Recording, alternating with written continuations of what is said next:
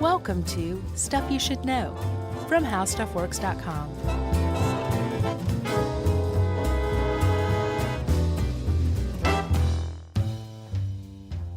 Hey, and welcome to the podcast. I'm Josh Clark. There's Charles W. Chuck Bryant. There's Jerry over there. And here we are doing maybe what's going to be the best episode of Stuff You Should Know we've ever released. Jerry's back.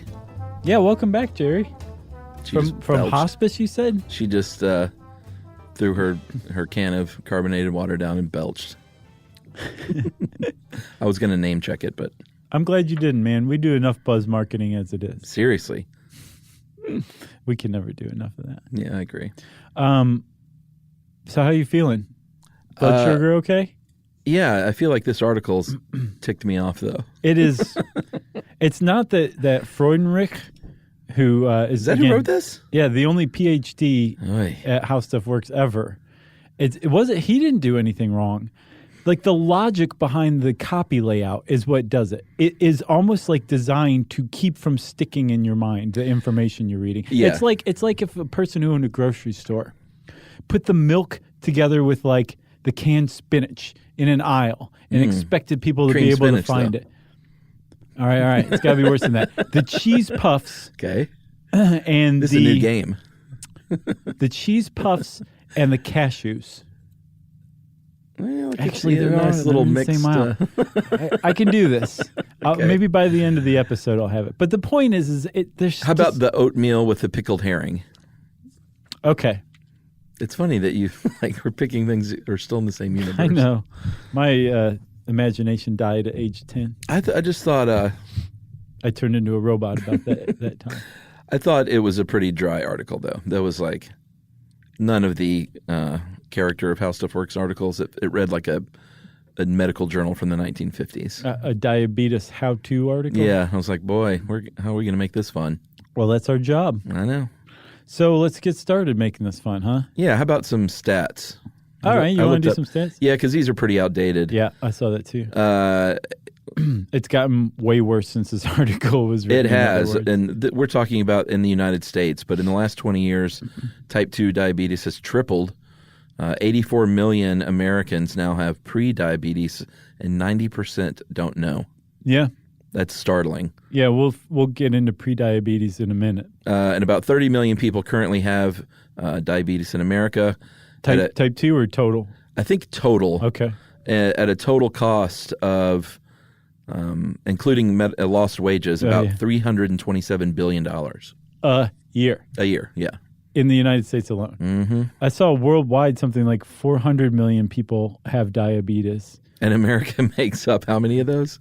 30? Yeah. Oh, okay. Which is surprising because it didn't used to be that way. It used to be like a wealthy Western disease, and all of a sudden it's starting to spread throughout the world, which is really kind of shocking and jarring. Like this is a huge increase in this disease. It's become a really big problem for not just like healthcare networks, but the people with diabetes too. They're dying from it. Something like 1.5 million deaths a year in the world. Yeah, it's the 7th leading cause of death in the United States right now.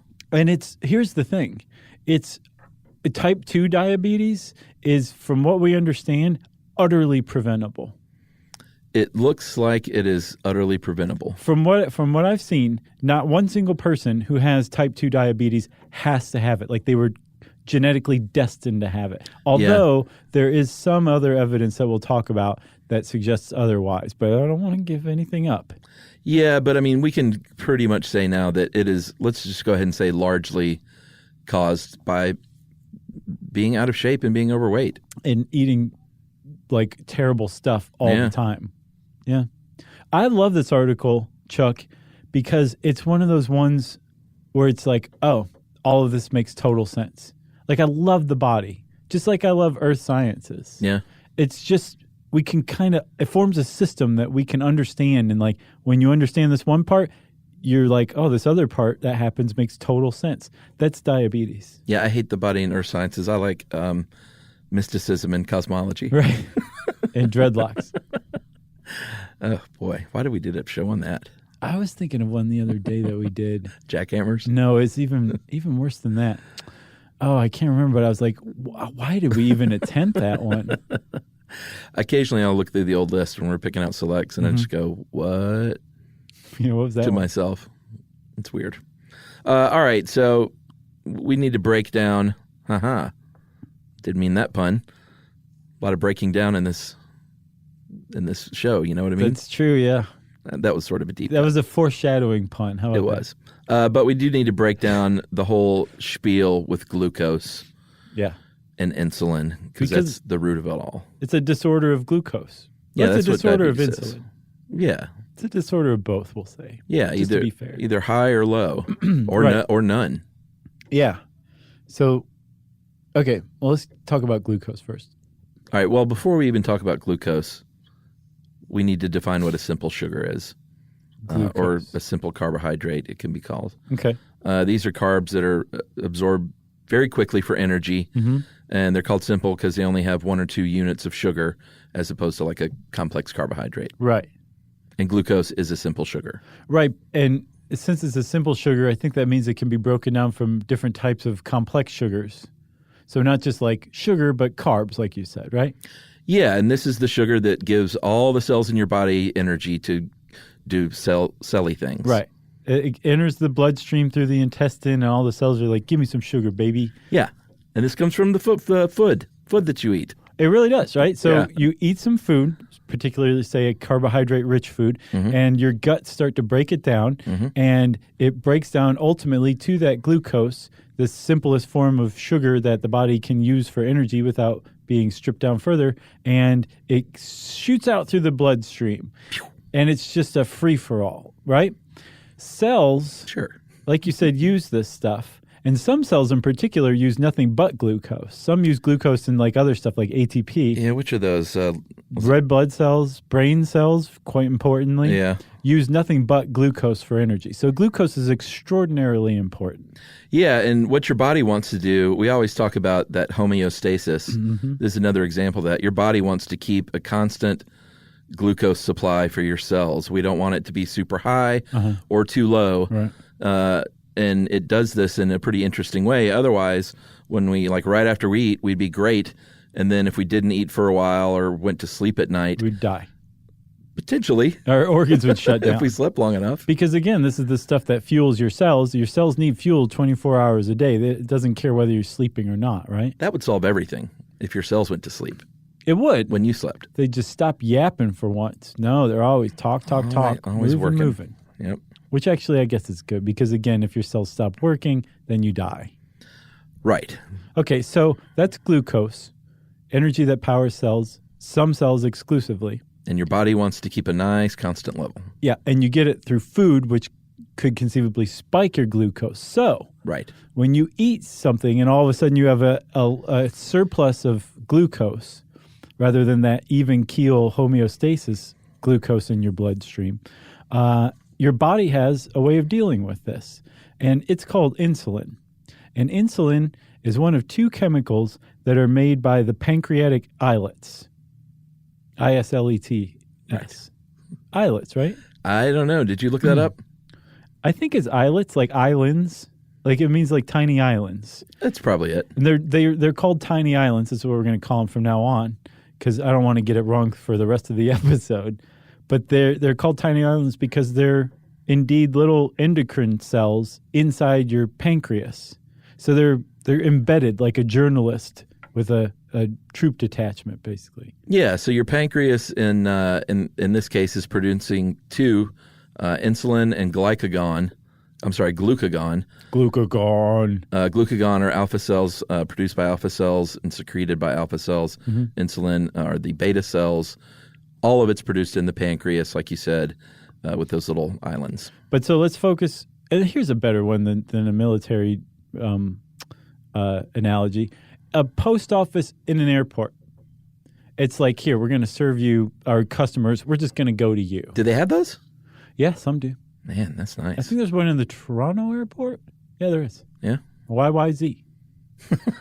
So who thought that was going to come up, huh? I know. So you've got these little cells that are specialized to create insulin, to release insulin from the liver, from the pancreas, I'm sorry.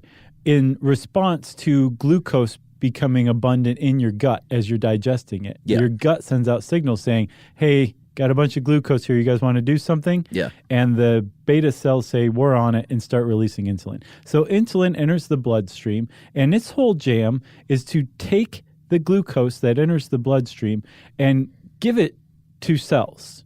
And it doesn't just push it down the cells' throats. Apparently, the cells have some sort of say in whether they accept glucose or not. Sure. But the only person they're going to accept glucose from is insulin. So insulin will take this glucose to different types of cells, and with different cells, different things happen to it, right? Yeah, like it depends on what part of your body. If you're the liver or muscle cells, it's going to store that glucose in something called glycogen. Yeah, it's like just chains of glucose, right? Yeah. Yeah. It's going to stimulate fat cells to form fats from fatty acids and glycerol. Yeah. Then the liver and muscle cells is going to make proteins from amino acids. Yeah, and these are like the three base protein or base nutrients that you get from eating food, right? Amino acids, fats, fatty acids, and glucose. Correct. And then your body makes use of those because insulin delivers them to cells around the body. Yeah, then it's going to inhibit the liver and kidney cells from making glucose. And this is something called gluconeogenesis, which is confused me just a little bit. Why? Why? Yeah. Because it just, I don't know, something about the metabolic pathway, like, I don't know. I didn't fully grasp it. I think what it is... Or maybe my answer is just I'm not smart enough to get it. I don't think that's it at all. If Why anything, didn't you get it? If anything, yeah. What's your problem? If anything, it was the article, Chuck, not you. Well, no, this article is pretty stinky. But I also went to kids' health sites like I always do. But it makes sense in that, like, if you will die if you don't have this source of energy, Yeah. you're going to have some backup plan. And the backup plan is, well, we probably have some constituent parts that we can put together to make our own glucose. So that's like plan B. Yeah. Is make your own glucose, and that's gluconeogenesis. Okay. That's what I think. I mean, that's my interpretation. Genesis, huh? And I play a doctor on TV. Dr. Draco Moray? What's that from? That was Friends. You probably didn't watch Friends, did you? I saw an episode or two. I love that. Were you into Friends? Oh, yeah, man. Gotcha. Still am. Yeah. I watch those reruns. Oh, really? Yeah, it's funny. It's a very dated show now. Oh, man. The clothes, the hairs. The white everything. people. Yeah. I mean, everything about it. They hung out at a coffee shop when that was new. Yeah. Crazy. Yeah. If you cast that show today, it would look like a Benetton Colors ad. For sure. And rightly so. Probably so. All right. So at the end of the day, though, insulin is going to store nutrients right after you eat that meal. Mm-hmm. But by reducing these concentrations of glucose and, like you said, the fatty acids and amino acids, those three main components. Right, which is pretty interesting because you really only hear of insulin dealing with blood sugar, but it deals with the main three nutrients. I didn't know that before. Did you? I don't think I did. It's a pretty handy little hormone to have. And by the way, it's a protein hormone. Glucose gets all the headlines. It does, because it's the troublemaker. And we'll see what happens when insulin can't do its job. What you get is diabetes and the symptoms of diabetes. We'll talk about that later. But first, let's talk about glucagon. I thought you said for a second the Simpsons of diabetes. The symptoms. Yeah, I know. The Simpsons. No. Who would have diabetes on The Simpsons? Oh, probably Homer and Wiggum. Yeah, I guess so. And Barney. Sure. Yeah.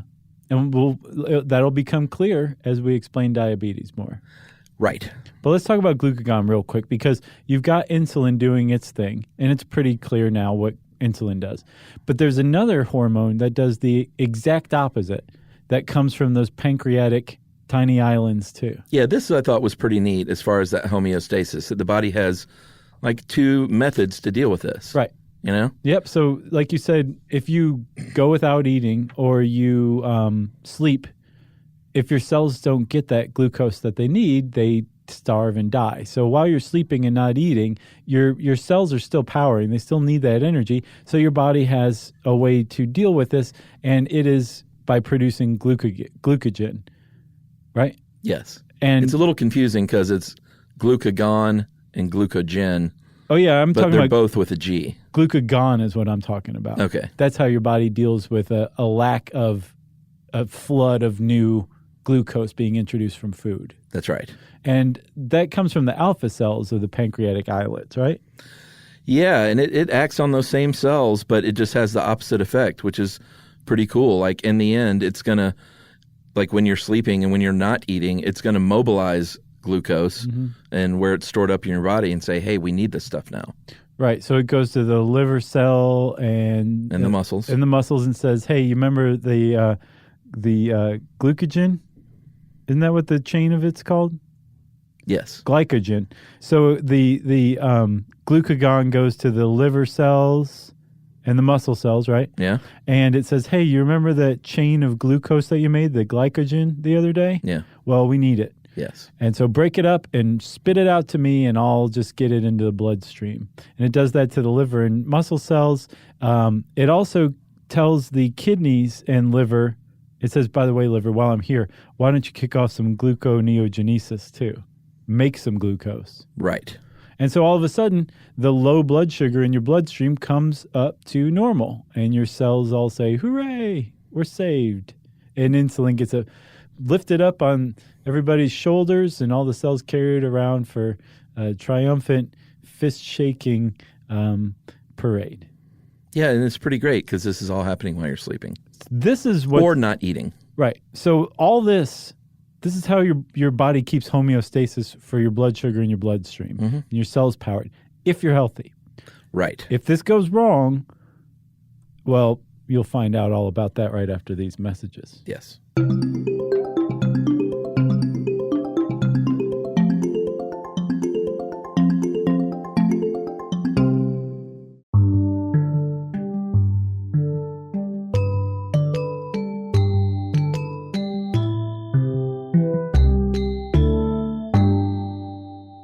So I don't think we mentioned that there is an ideal level here, and that's about 90 milligrams per 100 milliliters of blood for your blood glucose concentration. Or 5 millimolar. Yeah, and they, you can get this tested. They have little strips where you can poke yourself in the finger and bleed on the strip. Yeah, so this is apparently the most complex thing since the breathalyzer. A glucose tolerance test with I guess that's not it. It's a glucose meter. You prick yourself and bleed onto that little strip of paper like you were saying. The blood reacts with a chemical, or with an enzyme, on the strip. And it's called glucose oxidase. Yeah. And so that creates an entirely new compound, gluconate, which combines with another chemical, and that turns the strip blue, right? Yes. And so you would think, oh, okay, well, if it's blue, it's I'm diabetic, or I'm in trouble. If it's not blue, I'm fine. No, what the diabetes testing apparatus, I think that's what they're called, does, it analyzes the shade of blue that turned. Robin's egg? That's complicated. That's maybe the best blue, really. Navy? Sure, it's a good second. That's the only two blues, right? But that'd be pretty cool if that's how it did do it. It's like, oh, this is Robin's egg. That's Navy. Right. This is cerulean. And it made a little chirpy sound. Cerulean, you're in trouble. Well, that's not how they used to test it, though. In fact, the full name for diabetes is diabetes mellitus, mellitus, and that literally means sweet urine, because in ancient times, the test involved the physician drinking your urine and going, tastes sweet, you're in trouble. You're in trouble. You're in trouble. So if you say that you have that sweet diabetes mellitus, you're saying you've got that sweet, sweet urine. I wrote back in the day when I was writing spec scripts when I lived in L.A., I wrote a 70s show script. Oh, yeah? And it was a Halloween episode where Eric peed his pants at a haunted house. And the title of the episode was Urine for a Treat.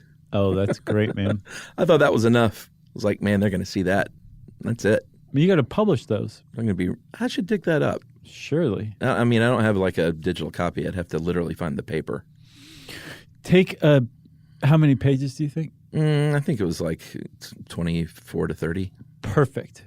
Take a photo of each page. I'm like 180. I wonder why they didn't like it. Post it on Instagram, a page a day for a month. People will go crazy for it. Yeah. They would love that. That's probably one of the better things I ever wrote. Oh, good. out there. Like it was a legit 70s show episode. I ever tell you about the Simpsons script I wrote? Not enough. About I knew you did it. So remember the one where it turns out that Principal Skinner is actually Armin Tanzarian? Oh yeah, that's one of the great episodes. This one is if you remember, that's Matt Groening's most hated episode, I think. What? He hated that episode. I love that one. I didn't know that at the time because I wrote this on spec too, hoping that they'd notice it. Although I never sent it in.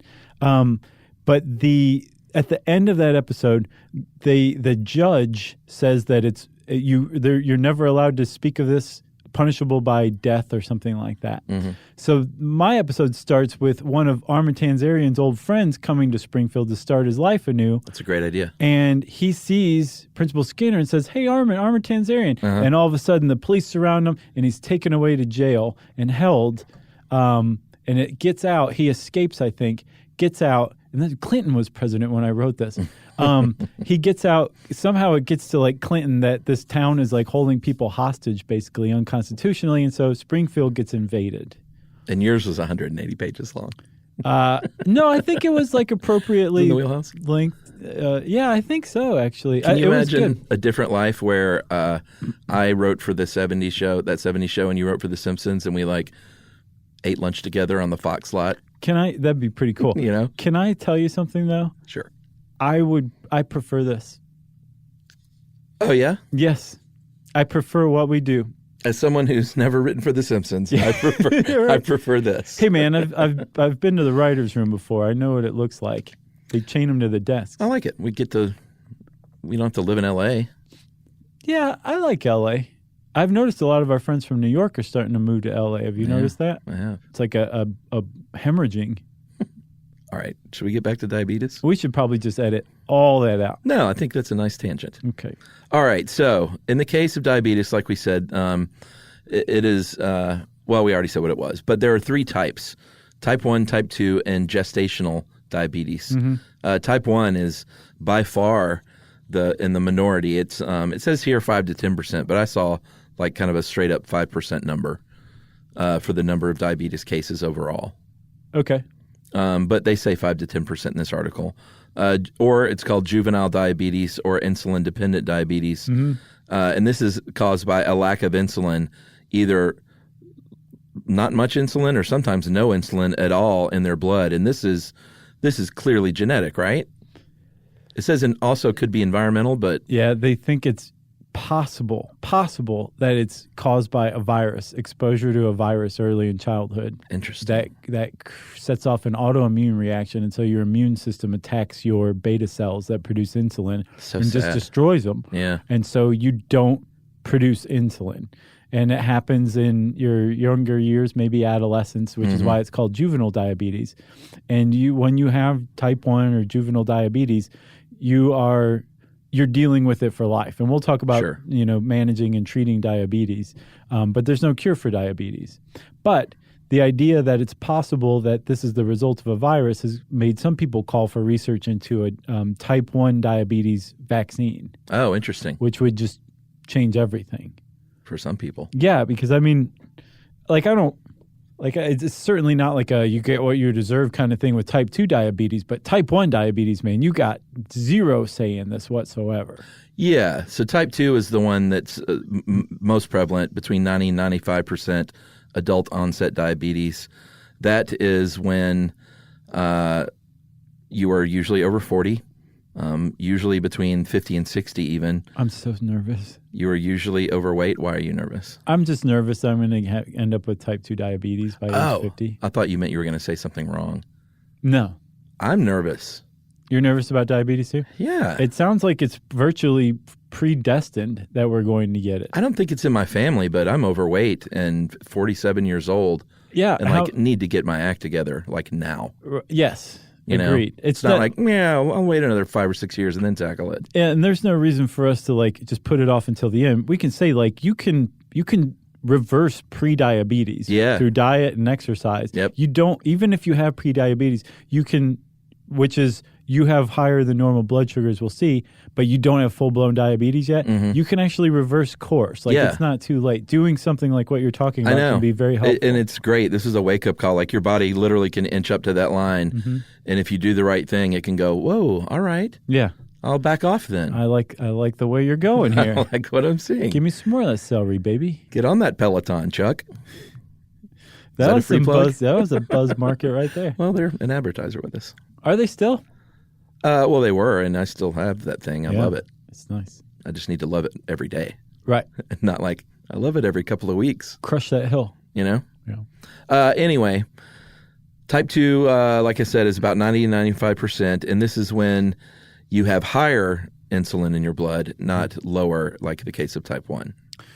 Right, because you have a lot of insulin, it's just not working, which is why type 2 diabetes is also called insulin-resistant diabetes. Is that right? Non-insulin dependent. Okay. Or insulin-resistant, yeah. Okay, yeah. So that means that your body's producing insulin just fine, but for some reason or another, and this seems to be the mystery at the heart of diabetes, your cells don't respond to insulin anymore. They won't say, oh, it's insulin. Sure, bring me some glucose. I'll turn it into a chain of glucose. Yeah, they don't know exactly why, right?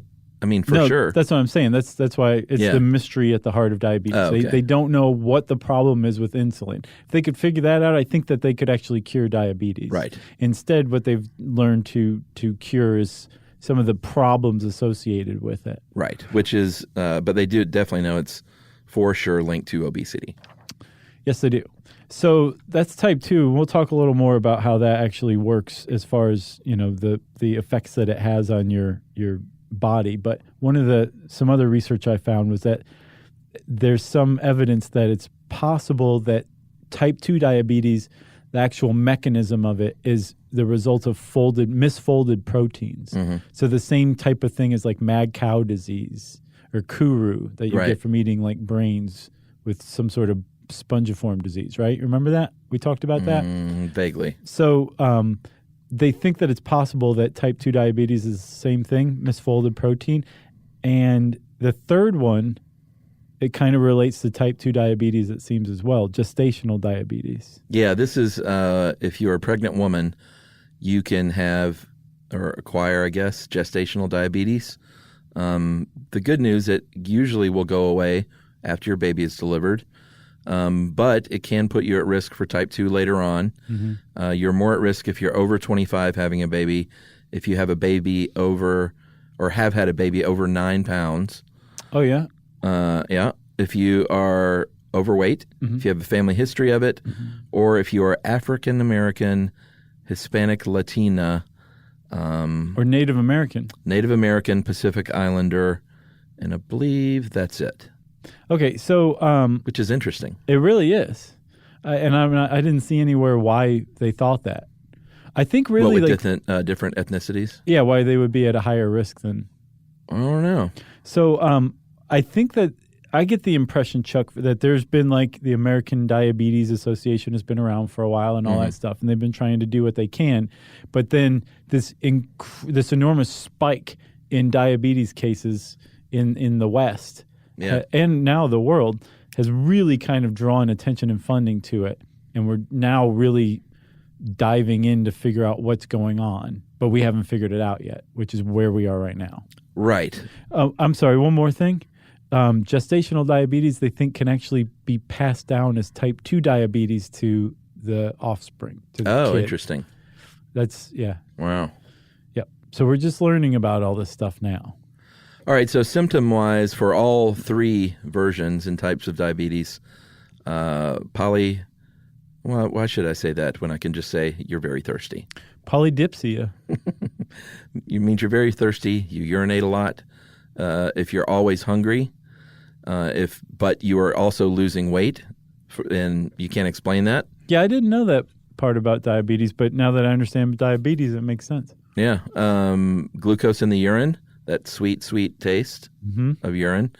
Fatigued a lot, tired, blurred vision, specifically like changes in your vision, numb hands and feet, fingertips, slow healing wounds, and then abnormally high frequency of infection.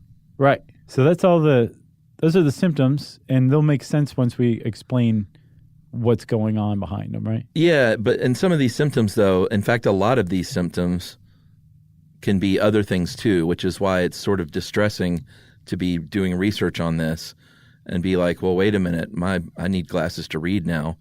But that also happens over 40. I'm tired a lot. That also happens when you have a 3-year-old. Diabetes. I have a lot of slow healing sores. No, I'm just kidding. My foot was just amputated because I had no sensation in it. I do. I get numbness in my hands and feet sometimes when I sleep, but that's been happening since my early 30s here and there, and that just could be because I sleep with my arm up and stuff like that. So, I'm reading this stuff and I'm freaking out. Go to the doctor. No, I do, and last time I went there, my blood sugar was fine. When? I go every March. Oh, well, you're good. Except I didn't go this March. I didn't either. I've been going every year and then skipped this year. And now we're about to, I think we just found a new doctor who specializes in diabetes. I'm so nervous. I'm like, is she one of those doctors who like is like a hammer so everything looks like a nail? She's going to be like, you have diabetes, and I'm going to trick myself into actually thinking it? Yeah, I did the dumb thing this year, which was, oh, geez, I gained weight last year. Like, I'm going to take a year off and get back in shape. Like, I can't, which is the opposite of what you should do. Yeah. But I was like, I can't face my doctor, because when I go in there, he's like, what are you doing, dude? Yeah. He's very just matter of fact about everything. It's like, what are you doing? You want to be one of those old guys with diabetes? Right. Lazing around? He'll say that stuff to me. I'm like, no. He's like, good. Well, it's up to you. It's good to hear that. Yeah. I mean, you need that kind of straight talk from a doctor. They say, or I've read, that weighing yourself every week if you're trying to lose weight is bad? No, it's good. Oh, yeah. Or I should say, I weigh myself 4 times a week. I've seen some. You shouldn't. That's too much. Really? Yes, because your weight fluctuates so randomly throughout the week. I could chart that it. you can get demoralized. You want to do it once a week at the same time, usually right after you get up. Oh, yeah. The same morning every week. All right. And then you will see whether you're going up or down. You'll really be able to see. 4 times a week, you're just like all over the place. It doesn't make any sense. You can't make heads or tails of it. Once a week at the same time, that makes sense. And it has the psychological effect of being like, well, I don't want to see it go up, so I'm not gonna step on the scale. I'm not gonna eat that chocolate cigar. No, you have to step on the scale. Oh yeah. Like I said, I weigh myself too much, but I'll kick it down to once a week. All right, let me know how it goes. Thank you. Thanks for doing that for me. Oi, should we take a break? Is this episode still going on? I think so. All right, then yes. All right, we'll be right back.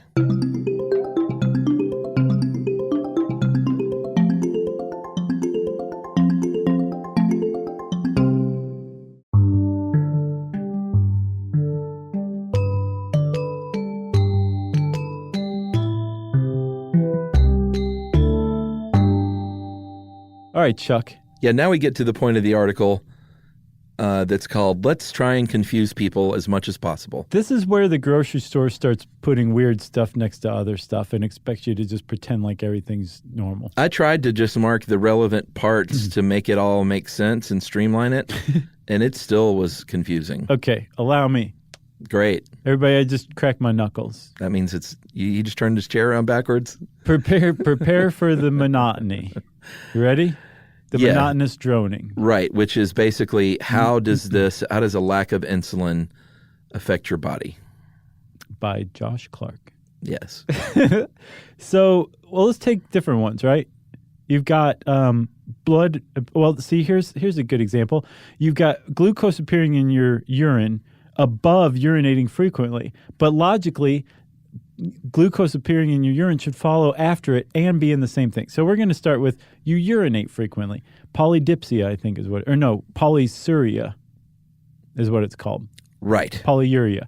So that just means you pee a lot, way more than you normally would if you didn't have diabetes. And this is actually easily explained, right? You've got a lot of glucose in your kidneys. Yes. Because it's in your bloodstream, and your kidneys are the filter, one of the main filters for your body. Yes. And so when you have liquid waste, it goes to the kidneys, and in that liquid waste is a lot more glucose than your kidneys are used to processing. And so they become overloaded. There's like a backup of glucose, right? Pretty simple, easy peasy. So since there's a backup of this stuff, the actual the actual thing that shoots urine off to your urethra, right? The tubule lumen, it becomes backed up with glucose as well. Yeah, because glucose retains water. Right, which means the tubule lumen says, well, I should probably get rid of some of this, and I'm going to start peeing. So you start peeing more and more, right? Uh-huh. Okay, that's one effect of it. And that'll also help make you thirsty, which is another symptom. That's another. It's like a vicious cycle, right? So you start drinking more, and that is another symptom. So you're drinking more, but you're just peeing more because there's so much glucose in your blood. Now, because there's more glucose in your blood and you're peeing out more water from your bloodstream than usual, your blood actually becomes a little thicker. Yes, and you're also losing sodium. Okay, right. So you're peeing a lot more, you're drinking a lot more, but you're just peeing it right out. Your blood's becoming thicker, so your body says, whoa, something's a little off. I need some water. I'm becoming dehydrated. Sending out this thirst signal isn't working. I'm going to steal some water from the organs. Right. And they actually become a little dehydrated. Mm-hmm. But the problem is it doesn't solve the problem because there's still all that glucose overloading your kidneys. You just pee that water out. So again, you're constantly thirsty. There's glucose that appears in your pee, which is how ancient doctors said, yeah, you've got the diabetes. And your organs are dehydrated, which is a bad jam. Yeah, and I think they liken the thickened blood to like a molasses consistency. Right. Not good. This article doesn't touch on it, but that leads to another thing that's usually or often comorbid with diabetes is hypertension, high blood pressure, because your heart is requiring more energy to pump this blood because it's thicker, and it's actually really hard on your blood cells as well, and that can lead to all sorts of things, from cardiac arrest to stroke. So you can get all those in addition to diabetes just from having thick, sweet blood. That's right. Molasses blood. Thick and sweet is usually good. Yep. But not in this case. No. Maybe if it's in the syrup that you're eating that will eventually give you diabetes, it's good. All right, now where does that put us? Are we going back up to the top? Yeah, we should participate in confusing people along with this article, right? God. So the whole reason you have high blood glucose levels is because your body is not responding to insulin, right? Right. So because the insulin is running around going, guys, what'd I do? What's the problem? Take this glucose. And the cells just turn their back on the insulin, and the insulin is sad. You'll have a lot of insulin in your bloodstream. It's not doing anything. And so there's some other secondary alarms that your body sets off saying, we got a lot of insulin in the bloodstream, but our cells aren't getting any energy. They're starving. So we need to start producing our own glucose. Right. And that's where the glucagon, the alpha cells secrete that glucagon, and those levels rise in your bloodstream. Mm-hmm. That acts on your liver and muscles like we talked about to break down that glycogen and releases too much glucose into the blood in that case. Right, which is one reason why you suddenly lose weight inexplicably despite eating all the time or being hungry all the time. Yeah. Because as far as your body's concerned, it's pretend like your body can't tell that there's a problem with the insulin. All it knows is that the cells are starving. Yes. It's like it's lacks some sort of gauge to show how much blood sugar there actually is in the bloodstream or how much insulin there is and that there's something wrong. It just knows the cells are starving. So it kicks off this thing where it makes its own glucose, which just raises the levels even further and exacerbates the problem. Right. Okay? So you're constantly hungry because your body thinks your cells are starving, but you start to lose weight despite eating because it's also attacking those stores of glycogen, those glucose chains, and you start losing weight despite eating a lot. Yeah, you're tired. That was another one of the symptoms because you're not absorbing that glucose, so doesn't have anything to burn for energy. Mm-hmm. Your hands and feet, remember I talked about them feeling numb or cold. That's because it increases osmotic pressure of your blood. It draws the water from your tissues. That means your cells everything becomes dehydrated. And again, that goes back to the kidneys. The water in the blood is lost as urine because you're peeing so much. You're literally pissing it away. Yeah, seriously. And that's what makes that blood thicker, which leads to poor circulation. It's all It sounds confusing, but it all kind of makes sense in a cyclical way. And so the poor circulation leads to its own cascade of problems, right? Poor circulation means that you have less feeling and sensation in your extremities, which means that if you stub your toe or cut it open or something like that, you might not even notice. So you have a wound that's left to fester because you're not treating it. Yeah. And then on top of that, because of the poor circulation, your immune system can't go to the site and help it as easily. And you're more prone to infections, which can lead to gangrene, which can actually lead to amputation, all because your blood is too thick to circulate properly. Right. And that poor circulation is also what's going to lead to your changes in vision as well. Right. So there's one other thing that happens too. There's something called ketoacidosis, which is where your metabolism basically goes into the fatty acids or the fat cells and cracks them open and starts burning whatever glucose it can. Mm-hmm. There's this thing called ketosis, where if you're on like a Atkins diet, right, where you it's actually, as far as Atkins people are concerned, that's like where you want to be, right? Because you're just burning fat cells and you're at this buzzing level, and you're losing weight. You're not gaining anything. Your skull is very prominent. It's a beautiful thing, right? Your breath is kind of stinky. Yeah, it'll seem a little sweet. Ketoacidosis is not ketosis. Ketoacidosis is it's the same thing but to the nth degree, and it can lead to all sorts of big problems because the acidic ketones build up in your liver. I think that can cause stinky breath too, right? It can, acetone breath. Yeah, and it's that can lead to central nervous system problems, heart trouble, and even it can lead to coma. Yeah, and heart irregularities too. It can mess your body up pretty bad, and this can be an extreme result of diabetes, which is one of the reasons it's life-threatening.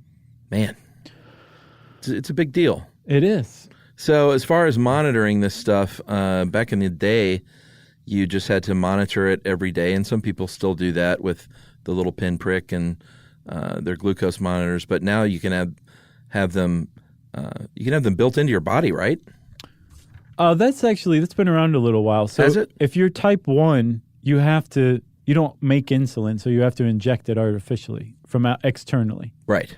And there's like pumps that you can carry around or wear that are connected into your body that you just press a button and it delivers insulin. But you have to test to see how much you need at any given time. Right. And if you put in too much insulin, it's going to sweep up too much blood sugar, because it's not like there's anything wrong with the communication between your insulin and your cells with type 1 diabetes. It's just that you don't have insulin. So when you put insulin in your body, it goes to work like it's supposed to. Yeah. So you have to really walk that fine line. Well, and you probably are going to be administering it a few times a day too. Right. And so you've got usually around your meals. Right. And you want to make sure that you don't, again, put in too much, or else you're going to get lightheaded, because your brain cells use glucose, and if you have too much insulin sopping up too much glucose, your brain starves and you pass out. Yeah, it's called hypoglycemia. Like you said, lightheaded, shaky. I think most people have experienced that feeling, even if you don't have like prediabetes or diabetes. Right. Just that, people just call it low blood sugar. Right, but it's actually probably, and yeah, I guess it would be low blood sugar from an overabundance of insulin. Yeah, the only time I've noticed that is when I eat something super carby. Like, and I don't really do that I don't eat a lot of breakfast anyway, but if I eat just like a big fat bagel for breakfast and then don't eat again till dinner, I'll get like a little shaky. Yeah, the shakes. Yeah. But it almost feels good in a weird way. You know what I'm talking about? Not to me.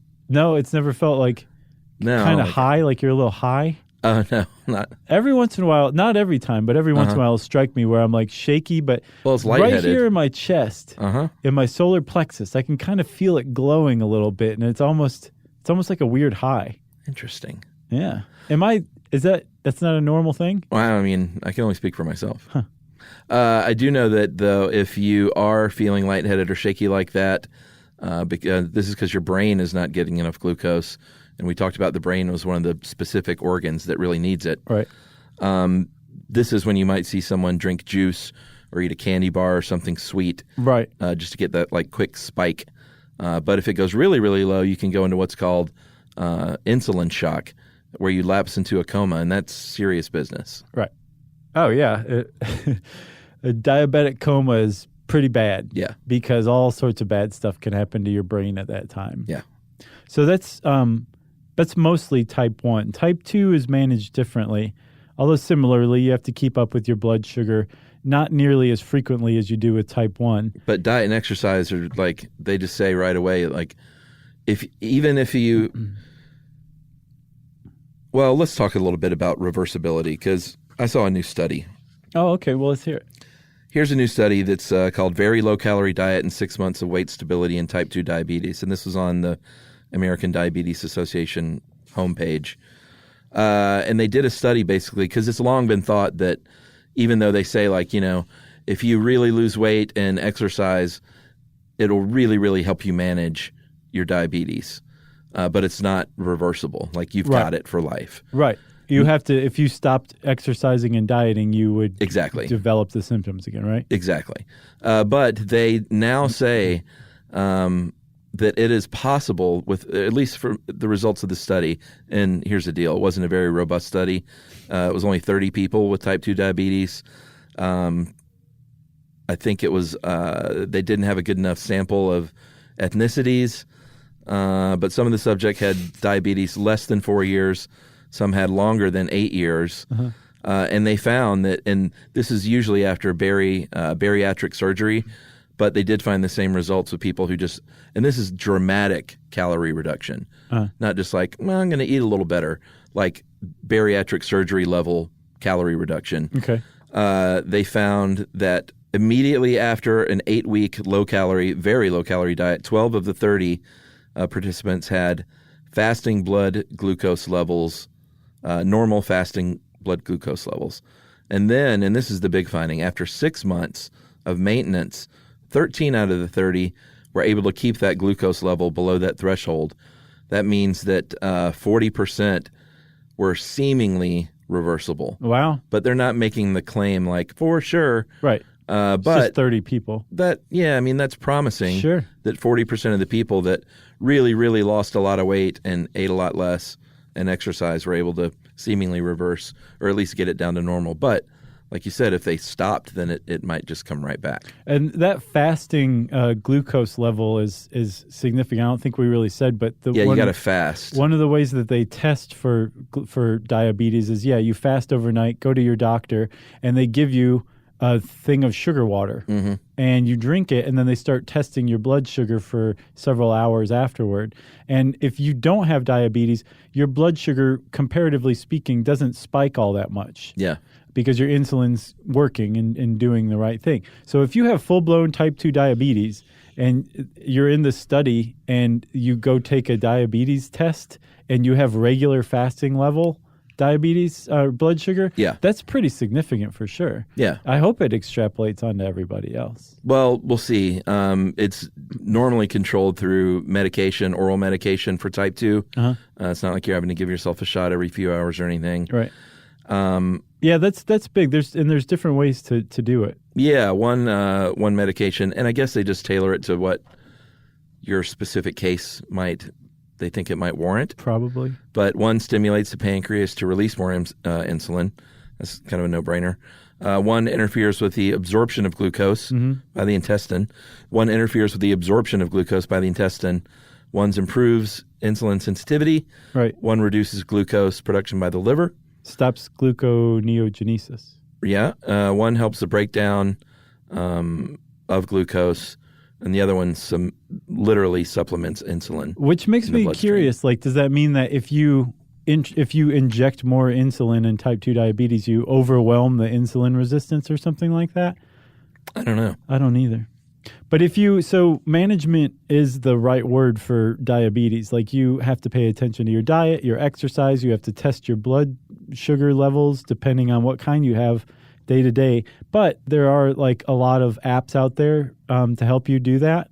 And since we're buzz marketing, Yumi worked with a guy who's the CEO of a company called Gluco, Glooko. And they're one of many. I mean, there's a bunch of them. But if you have diabetes, this is probably the most convenient time for you to keep track of your diabetes, because apparently it's a pain to keep up with the tests and all of the stuff, the data. And so, Chuck, there's, like we said, right now, apparently it's possible maybe to reverse it. But for type 1 diabetes in particular, because remember, you're just not producing insulin. Mm-hmm. They've actually come up with a procedure, an experimental procedure called pancreatic islet transplantation. Yeah, I saw that this has been around since like the 60s. Oh, yeah? But like it's not new, but I couldn't really find out if it's like the effectiveness of it now and like if it's working. Is it working? That's not good. If there was nothing, if there was no follow-ups on it, I don't know. It says that it showed promise, but the big problem was tissue rejection. Right. So basically they go into a deceased donor and they remove their pancreatic islets. Because remember, that's where the insulin and the glucagon is produced. Yeah, that's like the root of the problem. And you put it into a syringe and a catheter and inject it into the person with type 1 diabetes pancreas. And supposedly they'll eventually attach to a blood vessel and start producing insulin. But if the body doesn't reject the donor tissue. Yeah, I'm going to follow up on that because I couldn't find a whole lot about it and time ran short on me. But I do know that it's been around legitimately for at least 3 decades, and then before that with like experimentation. So I don't know. It seems like they would have had a firmer grasp on the results by now. That's what I'm saying. It's a little like yeah, But we'll find out. Gluco. You got anything else? Gluco, the app? Yeah. Yeah, go get it. It's pretty cool. I checked it out. What'd it say? It said, check me out. No, it's like I don't have diabetes, so a lot of it doesn't make sense to me, but right. It from the demonstration video, it seemed pretty robust. Yes. Good. And then some. If you want to know more about diabetes, go check out this painfully confusing article on How Stuff Works by typing that word in. And since I said painfully confusing, it's time for listener mail. Hey guys, want to share some thoughts and comments on the Skyscraper podcast. So we got a lot of feedback. We got, what did we get wrong? Steel? Yeah. Who cares? It's not like we were telling people who were going to go purify iron and then try to build a skyscraper out of it. I mean, for the number of things that we say, of course we're going to get something like dead wrong once in a while. Well, this guy was nice about it. Okay, good. And we asked for corrections. Okay. Do we not? I think you guys did a great job, Josh, of summarizing the issue with the thicker bases, i.e. pyramid, not being economical for the building owner for recuperating their initial investment. You also did a good job bringing up that elevators allowed the jump in building heights. Technology would allow us to build nearly as tall as we want. You just wouldn't be able to find someone willing to pay for it. That said, the difference, however, between iron and steel is in fact not that steel is more pure iron. It is iron with carbon added that increases and improves the strength and ductility that's a new one to me. Of pure and or naturally found iron. Different steels have other elements added in addition to carbon, but really carbon and iron are what makes steel steel. Other elements have relatively minor impact on the properties, like stainless steel has chromium, etc. There are also multiple types of footings, not just spread footings. Spread footings spread the load on underlying soil, or ideally rock, because, like you said, the columns going straight into the soil would push right through. But most, if not all, skyscrapers are so heavy and sit so far above the rock that instead of spread footings, they have a deep foundation. This looks very similar to a spread footing from the bottom of the concrete footing up, but then also have columns that reach further into the ground to increase the resistance to the sinking. This resistance usually is provided by those columns reaching down to very strong rock. Essentially, you're creating a large table with lots of legs that the whole building is built upon. Now that is an analogy I can get down with. There you go. So look forward to coming to another Atlanta show. This is Grant Hollis, who lives right here. Thanks, Grant. And he went to the Pinto show. Grant Hollis, man of steel.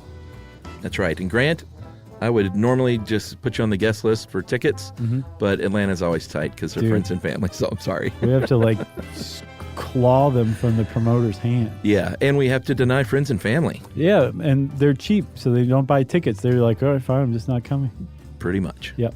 Well, thanks again, Grant, and thank you to our friends and family who show up or even consider showing up to our Atlanta shows. If you want to get in touch with us, visit us at our home on the web, stuffyoushouldknow.com. You can find our social all over the place there, and you can also send us an email to stuffpodcast@howstuffworks.com. For more on this and thousands of other topics, visit howstuffworks.com.